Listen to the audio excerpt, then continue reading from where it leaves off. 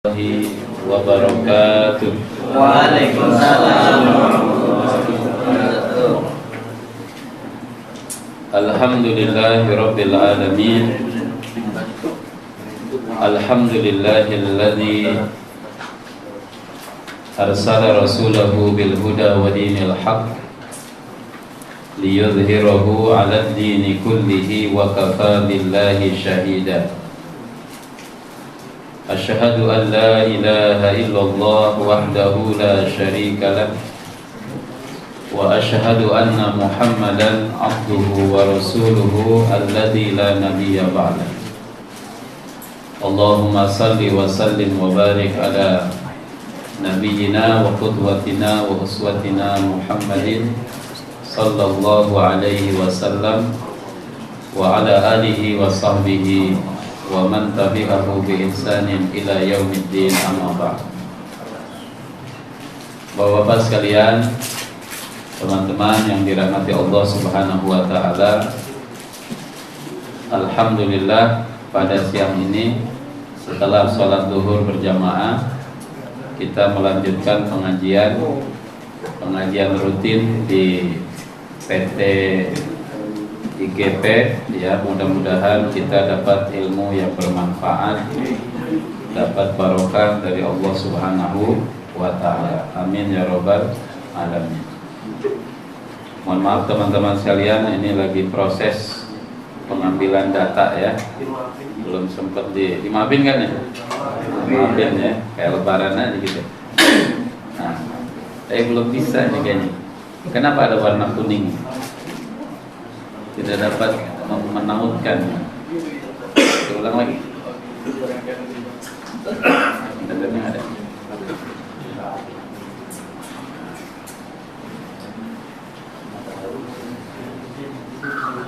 Mungkin sama Hidayat dijawab dulu kali ya. Pakai yang punya antum handphone. Ya, nggak bolak-balik ya. Teman-teman sekalian, ya, turunin aja dulu. Ya.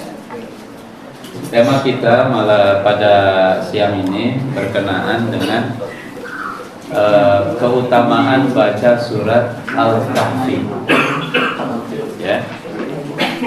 Keutamaan baca surat Al-Kahfi. Karena ada hadis yang mengatakan, kata Rasulullah sallallahu alaihi wasallam, man hafidha asyra ayat min awwali suratil kahfi usima minad dajjal. Siapa yang menghafal 10 ayat pertama surat Al-Kahfi, maka dia terlindung dari Dajjal. Itu hadis riwayat Imam Muslim nomor 809. Sementara dalam riwayat yang lain, ya, dalam kitab Irwaul Ghalil ada riwayat mengatakan man qara'a surat Al-Kahfi, siapa yang baca surat Al-Kahfi kama nazalat kanat lahu nuran yaumal qiyamah min maqamihi ila Makkah, ya, wa man qara'a asyra ayat min akhiriha thumma kharajad dajjal lam yusallit alaihi. Siapa yang membaca surat Al-Kahfi dari awal sampai akhir, dia dapat cahaya pada hari kiamat. Dan barang siapa yang membaca 10 ayat di akhir surat Al-Kahfi, Dajjal keluar, dia tidak akan bisa ditaklukkan oleh Dajjal, dibela, diselamatkan dari Dajjal.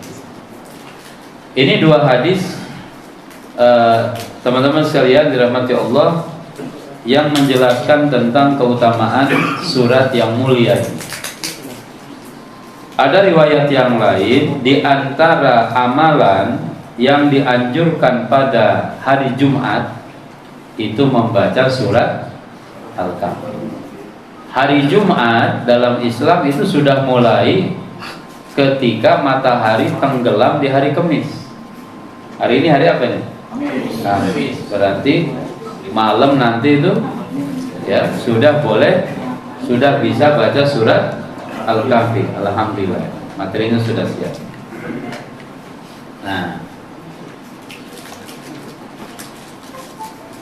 Nah, yang akan kita bahas adalah gimana cara nampilnya. Oh, nampil sendiri ya. Hitung sampai 3. Kalau enggak 3 enggak muncul, kita selesai. Alhamdulillah. Berarti udah hatam gitu ya. Nah, tapi masih ada operator nih. Tunggu dulu. Soalnya pawangnya di sini nih. Enggak aman. Beli yang baru ya Pak ya.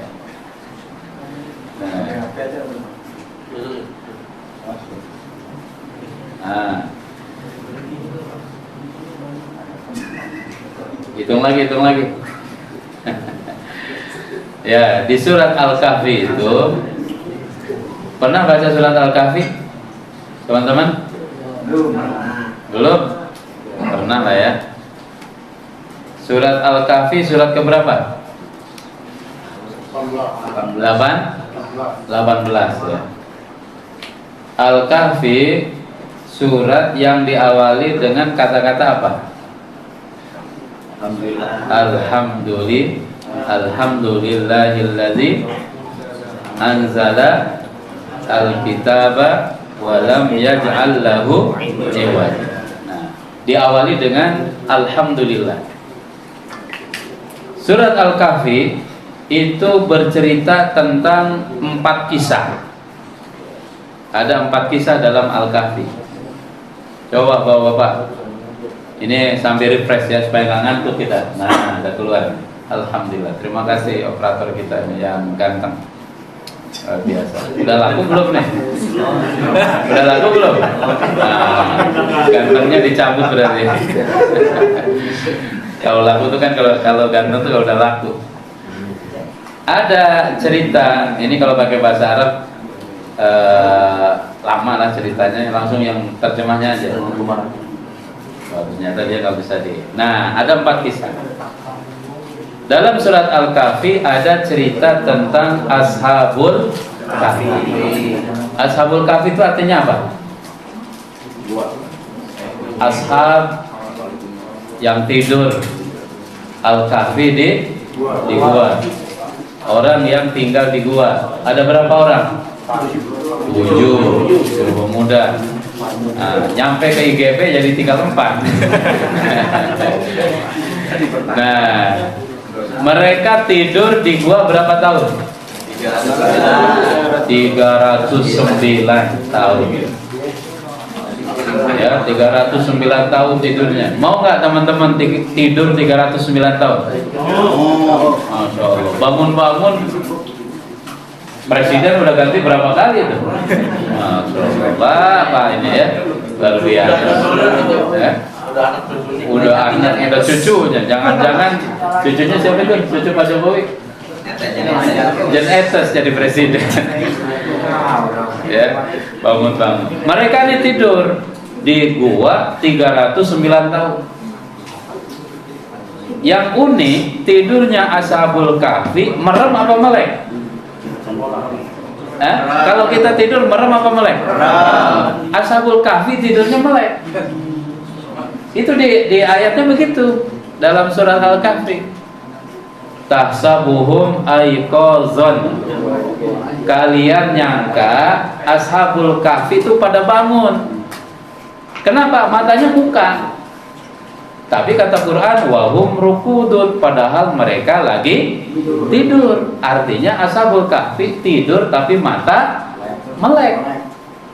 Siapa di sini yang bisa kasih umroh? Ini. Ya, tidur tapi matanya terbuka. Ini kekuasaan Allah Subhanahu wa taala, teman-teman sekalian. Kenapa? Kata Ibnu Katsir, kalau ada rongga terbuka, ini angin masuk ke dalam tubuh, itu yang membuat badan awet. 309 tahun itu tetap aja dia hidup karena ada angin itu masuk. Kalau nutup semuanya, habis tuh badan. Awet muda caranya gimana? Tidur mata melek. Nah, awet tuh kayak Ashabul Kahfi. Ya. Nah, jangan-jangan siapa tuh yang di TV yang jadi bintang iklan ibu-ibu itu? Siapa namanya tuh ya? Siapa namanya? Yang Mas Pion tuh iklan. Titik Puspa, bukan? Titik Puspa ya? Bedanya titik Santola beda? Beda titik. Oh, beda titiknya berapa gitu ya? Nah, jangan-jangan dia kalau tidur melek matanya. Kemudian Ashabul Kahfi itu dalam Al-Quran dibilang wa nuqallibuhum dzatal yamin wa dzatasy shimal. Ashabul Kahfi ketika tidur oleh Allah dibulak-balik badannya. Dzatal yamin ke kanan, wa dzatasy shimal ke kiri. Kenapa? Kata tafsir, kalau Ashabul Kahfi tidurnya nggak bulak-balik, la akalat kul arodoh, ya, badan mereka akan habis dimakan oleh cacing tanah, oleh belatung. Kayu nggak bolak-balik, ya, ke tanah aja diangkat keropos, Pak. Karena di tanah itu banyak rayap, banyak binatang yang memangsa. Ashabul Kahfi enggak. Dan nanti dalam riwayat dia ngikutin kemana matahari nyorot gitu ya, karena guanya itu tembus sinar matahari. Itu juga cara Allah mengawetkan mereka supaya tetap awet meskipun tidurnya 309 tahun. Keajaiban dunia luar biasa ya. Nah, kekuasaan Allah Subhanahu wa taala. Maka ada ayat kita yakini idza arada syai'an ayyaqula lahu kun. Kalau Allah menghendaki sesuatu jadilah aja. Gitu ya. Kalau Allah bilang nggak jadi. Allah bilang jadi. Ashabul Kahfi tidur 309 tahun seger buger. Subhanallah.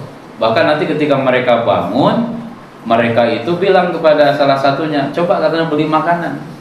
Dan mereka ketika ditanya, kam labistum, kalian tidur berapa lama? Mereka bilang labisna yauman au ba'dha yaum.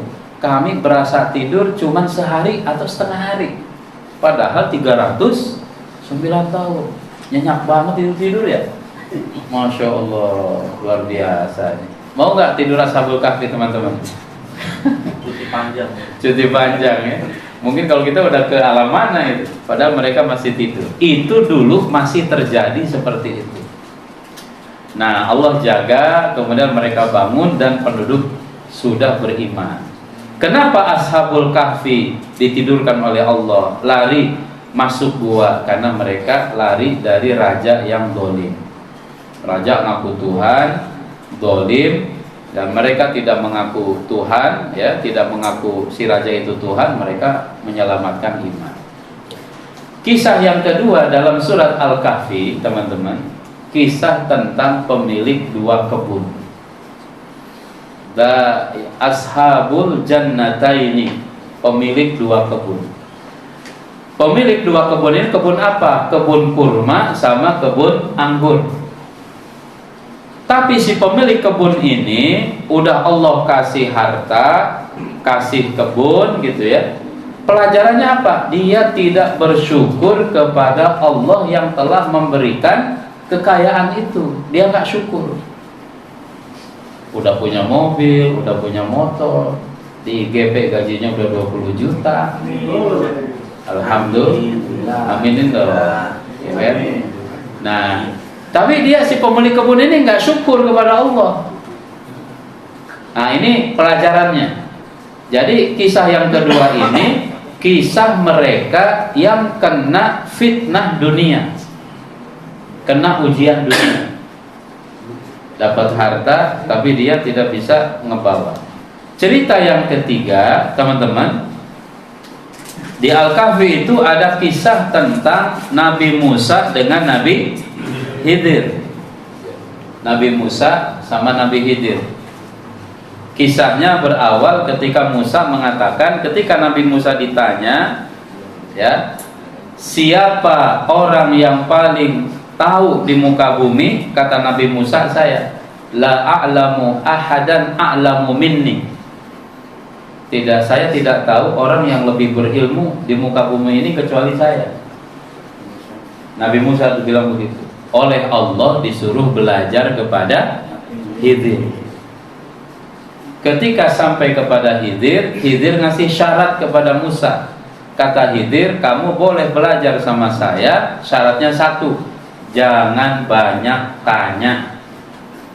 Jangan banyak nanya akan perbuatan yang aku lakukan. Nah, kemudian bareng tuh sama Khidir sama Musa naik perahu. Ketika perahu udah jalan, itu perahu dibolongin sama Nabi Khidir. Nabi Musa nanya, padahal tadi syaratnya apa? Nggak boleh nanya, nanya-nanya, ya. Kemudian kamu nanya, nah gitu. Jangan nanya-nanya. Ketika udah ngebolongin, ditanya sama Nabi Musa, akharaqtaha litughriqa ahlaha. Wahai Khidir, kok kamu bolongin perahu? Ntar kalau perahunya bolong, kita yang ada di atas perahu tenggelam semua dong. Kata Khidir, alam aqul laka innaka lan tastati'a ma'iya sabra. Kan udah dibilang, kamu nggak akan bisa sabar kalau ikut sama saya, kalau belajar sama saya. Kan udah dibilang, jangan tanya. Udah ikutin aja, nurut aja, udah nurut gitu. Nah, oh iya saya lupa gitu. Kemudian jalan lagi tuh Khidir sama Nabi Musa. Nabi Khidir ketemu ada anak kecil mungkin usia 6 tahun, 7 tahun. Dibunuh sama Khidir. Ada kucing aja dibunuh, orang ribut. Ini manusia. Musa kira-kira diam enggak?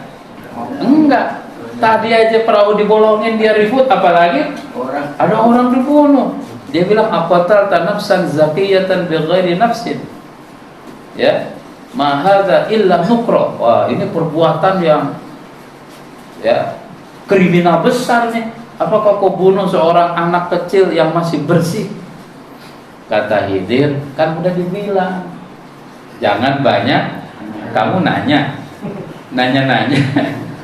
Digituin tuh sama Nabi Khidir alaihissalam. Kata Musa, oh iya saya lupa. Kata Nabi Khidir, kalau nanya sekali lagi, ada firaqu baini wa baina. Lo gue en. Nah, gitu. Itu bahasa Arabnya tuh. Ada firaqu baini wa baina. Terjemahnya apa? Lo gue en. Itu bahasa Quran. Jalan lagi tuh Nabi Khidir sama Nabi Musa. Datang ke satu kampung. Kemudian Nabi Khidir bilang sama penduduk kampung, saya lagi di perjalanan, lapar, habis makanan, bisa nggak kami dapat makanan dari kalian? Penduduk kampung kagak ngasih.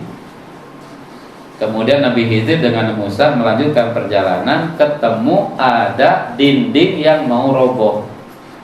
Ada dinding atau semacam ada tiang yang mau roboh. Dibenerin sama Khidir. Musa nggak kuat juga kalau nggak ngasih komentar. Nah, mohon maaf, karakter orang Mesir tuh begitu. Ngomongnya banyak. Ya, itu dicontohin oleh Nabi Musa. Nggak apa-apa kalau baik mesti banyak ngomong. Ketika Musa ditanya,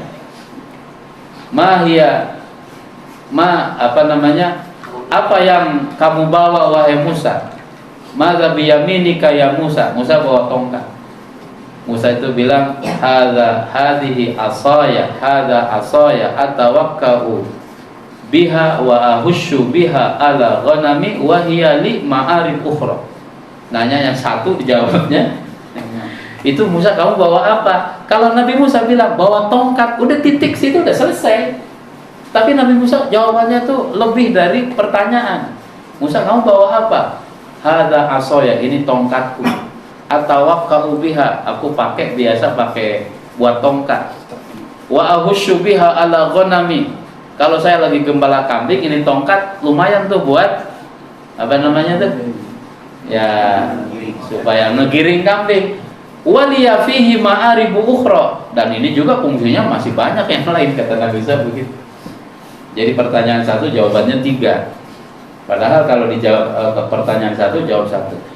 Ada sebagian ulama mengatakan itulah karakter orang Mesir, banyak ngomong, ya, tidak tidak irit bicara, banyak gitu, bicaranya banyak, ngomongnya banyak. Nah, ketika Nabi Khidir sudah benerin tiang tembok, Nabi Musa bilang juga, dia bilang, Khidir, kalau kita sekarang balik lagi ke kampung, minta makan sama mereka, kayaknya kita dikasih deh. Kenapa? Udah punya jasa. Tadi nggak dikasih, nggak ada jasanya kita, enak aja minta makan. Ya, kalau sekarang kita bisa bilang, itu tadi saya udah benerin tembok kalian. Nah, kata Nabi Musa, hadza firaqu baini wa bainak. Ini perpisahan aku dengan kamu. Udah dibilang jangan nanya mulu. Ini kisah, teman-teman sekalian, menandakan apa yang dilakukan oleh Nabi Khidir. Nabi Musa tahu nggak? Nggak tahu. Berarti kalau Musa nggak tahu, ilmunya belum tinggi. Ada orang yang ilmunya lebih tinggi daripada yang dia ketahui. Ini namanya fitnah ilmu. Ada orang-orang yang merasa pinter, yang merasa diri paling hebat, paling pinter, paling ngerti. Padahal itu kudu tawadhu ya. Nah, nanti dijelasin sama Khidir kenapa perahu digolongin, kenapa si anak ini dibunuh, kenapa itu dinding dibenerin sama Khidir alaihissalam. Ada alasannya. Yang Musa tidak tahu. Allah ingin ngasih pelajaran. Wahai Musa, fauqa kulli di ilmin alim, di atas orang berilmu ada orang yang lebih berilmu. Maka jangan sombong, ya, jangan mentang-mentang, jangan minterin. Ada orang yang lebih pintar. Kira-kira begitu teman-teman saya. Kisah yang keempat dalam surat Al-Kahfi itu bicara tentang Dzulqarnain. Siapa Dzulqarnain? Raja hebat, penguasa hebat, ya, dengan mengandalkan ilmu dan kekuatan. Di zaman Dzulqarnain, beliau mendapati keluhan warga, ada yang namanya Ya'juj dan Ma'juj, ya. Ada Ya'juj, ada Ma'juj. Ini makhluk meresahkan masyarakat. Kemudian Dzulqarnain nanti bikin tembok benteng terbuat dari baja yang memisahkan antara tempat Ma'juj dengan yang lain, dengan manusia, supaya dia tidak mengganggu kepada kaum muslimin atau kepada umat manusia. Nah, 4 cerita ini di tengah-tengah surat nanti itu ada kisah tentang iblis yang menyebarkan fitnah. 4 cerita tadi, teman-teman, di surat Al-Kahfi ini gambaran dari 4 fitnah dunia. Kisah tentang Ashabul Kahfi ini gambaran tentang fitnah agama. Ya, Ashabul Kahfi ini bicara tentang fitnah agama. Maksudnya apa? Kita dalam beragama pasti ada ujian, pasti ada cobaan, pasti iman kita diuji, ya. Ahasiban nas ayutraku ayyaqulu amanna wa hum la yuftanun. Apakah kalian manusia mengira akan dibiarkan mengatakan beriman padahal mereka belum diuji? Pasti ada ujian. Seperti ujian hari ini yang dialami oleh saudara-saudara kita yang ada di Palestina, yang ada di Gaza. Ini mestinya kita materinya tentang ayat-ayat Allah di Gaza, cuman tadi filenya nggak bisa kebuka, jadi kita gunakan file yang ada. Tapi semaksimal mungkin coba dikaitkan. Sudah 324 hari mereka dibombardir di Gaza itu. 70% bangunan udah hancur. Aliran listrik mati udah lama. aliran air juga dibom sama Israel, penyimpanan air dibom juga di Rafah, rumah sakit dibom, bahkan kemarin pasien-pasien dan para pengungsi yang mengungsi ke rumah sakit disuruh keluar karena rumah sakitnya mau dibom, diratakan sama tanah sama Israel. Padahal di aturan kagak boleh nih. Ya, sampai bagi Israel mah nggak ada yang boleh, nggak ada yang dilarang. Suka-suka dia, mau-mau dia. Nah, teman-teman sekalian, ini ujian agama ya, masya Allah. Ada bapak-bapak, dia baru punya 2 anak kembar. Kemudian dia keluar rumah, keluar tenda pengungsian, mau ngurus akte kelahiran. Mau ngurus akte kelahiran sama Pak RT atau Pak RW kali ya. Sama kalau di kita tuh apa, kalau ngurus akte kelahiran kemana ya? Kelurahan ya, kelurahan, PTSP. Dia pulang, itu 2 bayi kembarnya sudah meninggal, sudah syahid di bom Israel. Aduh, sedih luar biasa. Ada juga tadi malam saya nonton, lihat di X ya, di Twitter kalau dulu. Ada anak sudah 2 kali selamat dalam penyerangan. Udah tertimbun reruntuhan, puing-puing, tapi oleh Allah masih diselamatin gitu. Oleh Allah masih diselamatin, masya Allah. Ini ujian agama, ya. Ujian iman maksudnya. Ujian agama itu ujian iman. Mundur nggak mereka, berpaling nggak mereka, ujiannya begitu keras. Dilaparkan, dihauskan, ketakutan setiap hari, kematian bisa datang setiap saat. Ibu-ibu Palestina kalau mereka tidur pakai jilbab rapi. Kenapa? Mereka katakan kami tidak ada jaminan besok masih bisa bangun. Mungkin saya sudah mati, tapi kalaupun saya mati kena bom, aurat tidak tersingkap, maka baju rapi. Kalau mau tidur, masya Allah. Jadi benar-benar ujian iman ya. Dalam situasi seperti itu, mereka tidak menyalahkan Allah dan memang tidak boleh, karena itu takdir dari Allah Subhanahu wa taala. Tapi mereka mengatakan, ada seorang ibu-ibu, ya Allah katanya, lakal hamdu hatta tarda wa lakal hamdu idza radit wa lakal hamdu ba'da ridha. Ya Allah, segala puji bagimu supaya engkau ridha. Wa lakal hamdu idza tarda idza radit, segala puji bagimu setelah engkau ridha. Khudh minni kulla syai'in hatta tarda.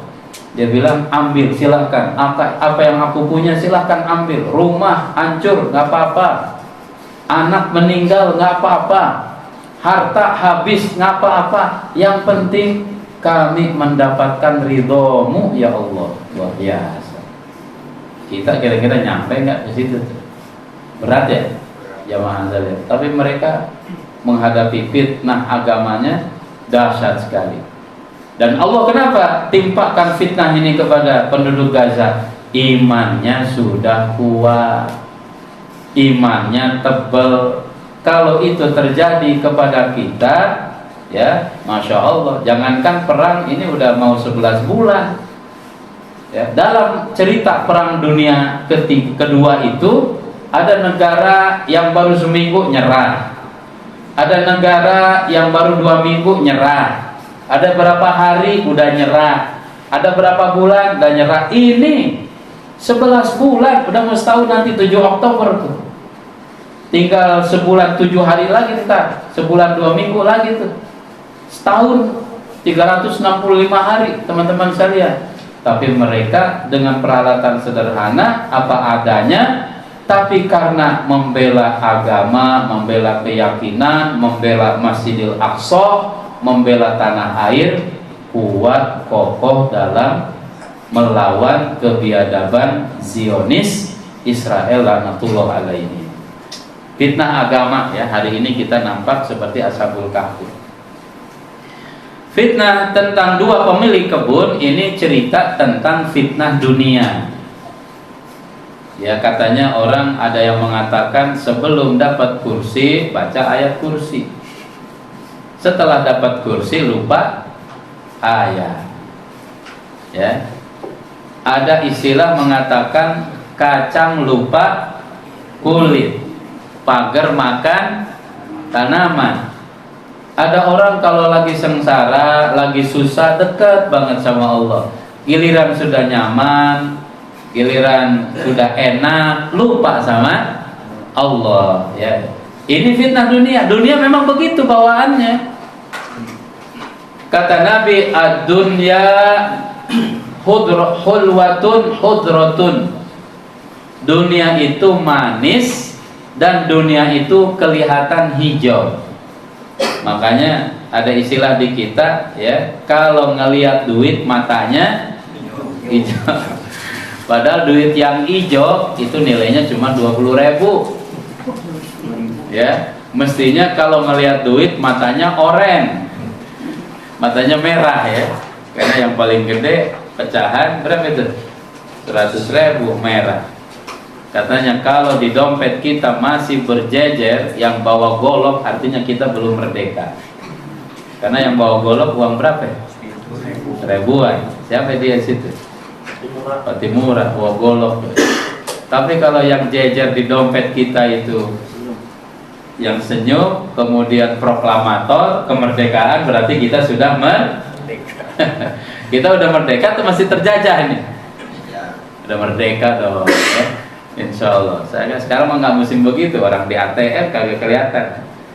Cuman katanya jangan sampai ATM-nya minta maaf terus sama kita. Mohon maaf, pulsa Anda, ya, saldo Anda tidak cukup. Mohon maaf. Ya kita maafin lah. Ya, kita maafin aja. Mau ngapa lagi? Kagak dimaafin juga kagak nambah kan? Fitnah dunia, teman-teman sekalian. Ini juga berat. Yang ketiga itu fitnah ilmu. Tadi udah dibilang. Fitnah ilmu, merasa pintar, padahal di atas langit ada langit, atau di atas langit-langit ada langit. Ya, ini kan langit-langit. Di atas langit-langit ada apaan? Ada genteng, ya, sebelum pesawat kejauhan. Fitnah ilmu. Kemudian yang keempat, bicara Dzulqarnain itu bicara tentang fitnah kekuasaan. Jangan sampai mentang-mentang lagi berpuasa seenaknya saja. Mentang-mentang lagi berpuasa dia diktator gitu ya. Contohlah Dzulqarnain, penguasa yang dicintai oleh rakyat. Obatnya apa? Nah, supaya selamat dari fitnah agama kita selamat, obatnya apa? Apa cara ngadepinnya? Bergabung dengan komunitas kebaikan. Nanti obatnya di mana? Ini sama aja. Obatnya itu di sini, teman-teman sekalian. Di surat Al-Kahfi, ya, ayat 28. Komunitas yang baik. Udah bel ya? Udah habis ya? Udah habis belum? Udah. 5 menit lagi. Ayo kita cepat. Fitnah agama hadapi dengan caranya gabung sama komunitas yang baik. Subhanallah. Enggak banyak ya perusahaan yang bikin pengajian kayak di IGP. Mudah-mudahan manajemen IGP pada berkah hidup. Amin. Almarhum Bapak Abdul Halim ya. Haji Abdul Halim juga Allah lapangkan kuburnya. Amin. Diterima amal ibadahnya. Amin ya rabbal alamin. Dan bapak-bapak yang hadir barokah. Amin. Cara jaga agama nih, teman-teman sekalian. Cara jaga agama kita. Karena owner IGP ini paham, yang dijaga tuh bukan hanya dompet. Hebatnya IGP, jangankan dompet, agamanya aja dijaga. Apalagi dompetnya, dia kan? Dompetnya tipis apa tebel nih? Tipis dong. Kalau cuma ATM doang ya kan? Nah, tapi ATM-nya ada nggak isinya? Alhamdulillah. Ini kayaknya udah turun, udah cair belum nih? Tanggal berapa Sar? 29 ya? Udah habis? Waduh, bagi-bagi dong Bang. Nah, gabung sama komunitas yang baik. Biasanya kan habis pengajian tuh ada ustadz datang, orang bacaan. Ini cakep banget itu. Itu yang nyelamatin kita. Duit mah akan habis. Tapi pahala itu yang harus kita bawa ke akhir. Setuju nggak nih? Percepat. Yang kedua, untuk ngadepin dunia itu harus paham tentang hakikat dunia. Dunia tidak selamanya. Ayatnya gimana? Wal akhiratu khairul laka minal ula. Dalam surat Al-A'la, wal akhiratu khairu wa abqa. Akhirat lebih baik dari dunia. Akhirat ya lebih baik dan lebih kekal. Kita tuh orientasinya kudu akhirat. Dunia dapat. Ada ungkapan mengatakan, kata hadis ya, kalau nyari akhirat dunia ngikut. Kalau nyari dunia belum tentu dapat. Belum tentu dunia dapat, akhirat juga belum tentu dapat. Tapi kalau akhirat dunia tuh ikut. Subhanallah, teman-teman sekalian. Yang ketiga, fitnah ilmu hadapi dengan apa? Tawadhu. Tahu nggak tawadhu? Tahu warna duit. Tawadhu rendah hati ya. Jangan nyombong. Jangan sombong. Dan ilmu padi, betul Pak. Semakin berisi makin merunduk. Tapi karena diisinya baru roti nggak ada yang merunduk nih. Coba kalau diisinya bebek kaleo, oh merunduk semua. Iya. Itu kadang kita suka salah penggunaan istilah gitu. Ya, Ustaz katanya kan orang tuh mesti sama ilmu padi. Iya, makin diisi merunduk. Isi perut maksudnya. Padahal diisi ilmunya, otaknya, akal. Kekuasaan hadapi dengan ikhlas untuk Allah. Maka ketika berpuasa jangan semena-mena, jangan sombong, jangan injek bawah, angkat atas. Kemarin kan ada demo rame ya. Ya, Masya Allah. Ini lagi rame nih, hari ini terakhir pendaftaran calon bupati, gubernur, wali kota. Terakhir. Indonesia 545 pilkada tanggal 27 November. Di Jakarta ada yang lagi patah hati karena abahnya gak bisa nyalon. Nah, ya tapi masih ada waktu, wallahu alam ya, karena banyak tikungan-tikungan tajam. Katanya sebelum janur kuning melengkung, nah itu anak muda kayaknya begitu. Udah melengkung belum janur kuningnya? Belum. Oh, masih ada kesempatan untuk mendekati dia. Nah, nggak boleh ya. Kesimpulan, teman-teman sekalian, kenapa harus baca Al-Kahfi? Karena Al-Kahfi itu mengajarkan tentang 4 fitnah dunia. Harus dihadapi dengan 4 langkah. Kalau dihadapi dengan 4 langkah, Dajjal nggak bisa goda sama kita. Maka wajar kata Allah, baca Al-Kahfi selamat dari Dajjal. Kita baca. Ini dari malam Jumat, besok baca. Ada 87 kalau nggak salah, 87 ayat Al-Kahfi, teman-teman sekalian. Dibaca aja, nggak mesti dihafal, dibaca ya. Dibaca, mudah-mudahan kita dapat barokahnya. Amin ya robbal. Ya demikian yang bisa disampaikan, mudah-mudahan manfaat. Ya, assalamualaikum warahmatullahi wabarakatuh. Waalaikumsalam.